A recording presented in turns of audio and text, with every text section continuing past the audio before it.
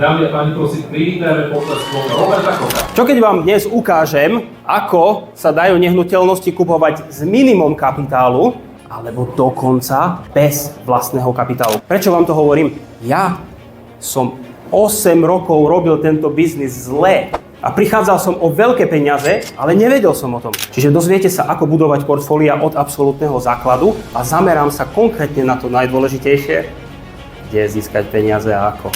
Budem hovoriť o tom, ako budovať pasívne príjmy, ale nie formou cashflow. Keby som začínal dnes, minimálne za polovicu, to viem stihnúť. Rozhodne to nebude o flipovaní, nebude to o krátkodobom prenajme, nebude to o developmente a nebude to pre tých, ktorí si myslia, že sa to stane. Aj ten najlepší plán, aj tá najlepšia vízia bez akcie je bezcenná.